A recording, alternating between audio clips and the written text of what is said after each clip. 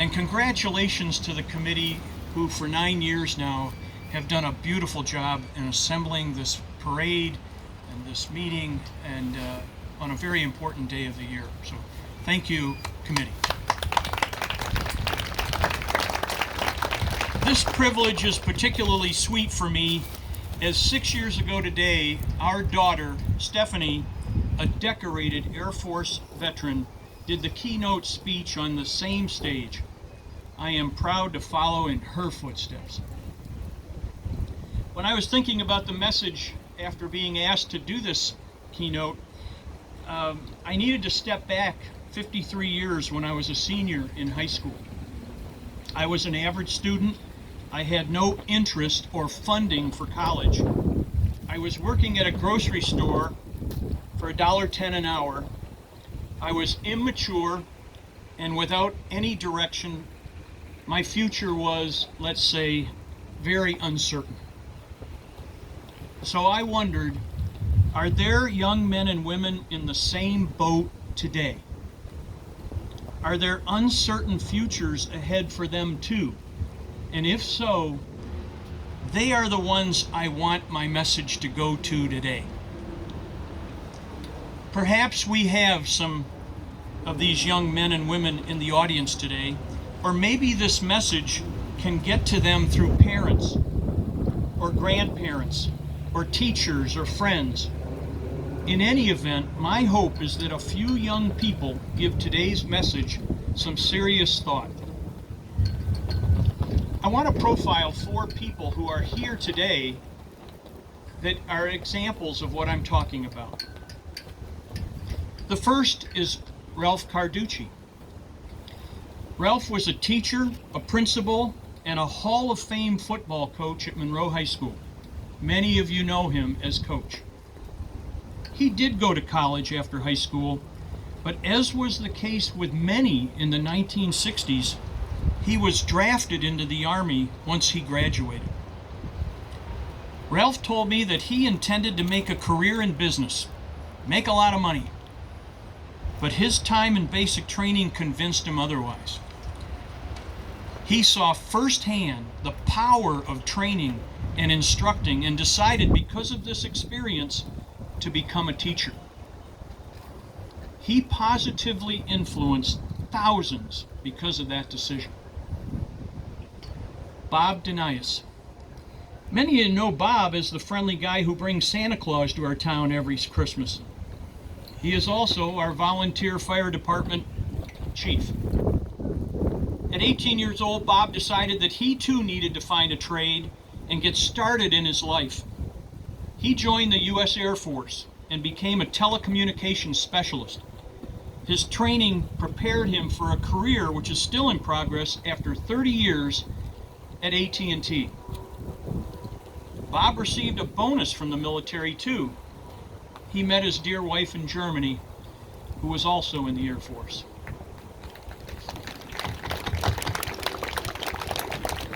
Jeff Joseph, that guy with the long beard back there, he happens to be our son-in-law, married to Stephanie. They live right around the corner. He was working 3 jobs after high school graduation and getting nowhere. He did not finish his first year of college as he, like many other first-year college students, partied more than studied. At 18 years old, he decided to join the U.S. Air Force and find a new way to reach his goals. 10 years and 10 deployments later, he is leading an effort at Roush Automotive to design and develop autonomous tanks for the U.S. military. His efforts have been recognized by many, including the Chief of Staff of the U.S. Army. Mark Agigian lives right over there at that beige house. At 18 years old, Mark joined the U.S. Navy. He scored very well on the tests which he took and received the opportunity to join the Naval Nuclear Power Program. This training was the prerequisite to later joining the Nuclear Submarine Program, where Mark spent several months at 1,000 feet below sea level. Those of you that know him understand that. After finishing his Navy duties, Mark went to Michigan State University, paid for by the GI Bill, and got an electrical engineering degree. This, along with his naval experience, qualified Mark to become a nuclear specialist at the Enrico Fermi Nuclear Generating Station right down the road.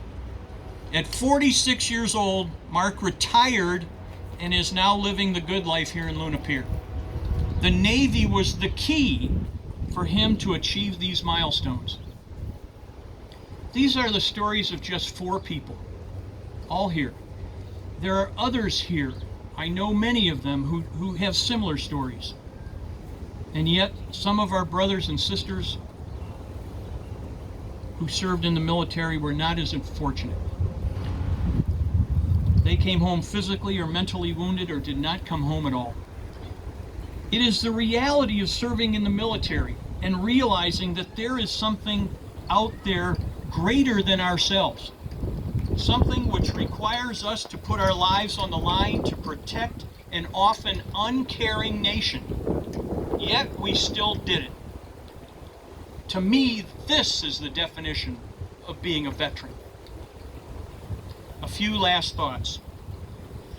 While the military offers many occupational choices, you must work hard to qualify. Only 10% of the entire military engage in battle. They are the heroes. The other 80 to 90%, like me, are in supporting non-combat roles. You can have more than one specialization. The military encourages growth and advancement. Most of the skills you acquire in the military are transferable to the civilian world. In some cases, the military systems and equipment is more advanced than what is being used in the commercial world. There are few places to really learn what you are made of and whether you have what it takes, quite like the military. All who experience the military discover one way or the other who they really are. Veterans are a minority. They represent 7% of Americans, and this number is getting smaller. But that 7% protect 100% of our population, and the populations of many other countries too. Some, like Terry here, feel strongly enough to make the military a career, either on active duty or as a reserve member. There are few institutions which offer a full pension and perks quite like the military after only 20 years. So, if you happen to be in the same situation which I was, and Bob was, and Jeff was, you might want to give the Navy or the Air Force, the Coast Guard, the Army, the Marines, or now the Space Force consideration. These branches offer over 250 job opportunities, and they range all over the place. Modern computers, cybersecurity, blah, blah, blah. And a last thought to the parents of young men or women who might take this under consideration. It is scary. We know. Our daughter Stephanie made the decision to serve in the U.S. Air Force at the height of the Afghanistan war. Operation Enduring Freedom. We had our apprehensions and fears, especially when she was deployed to the war zone twice. But we supported her, we encouraged her, and we stuck with her. When fear became almost unbearable,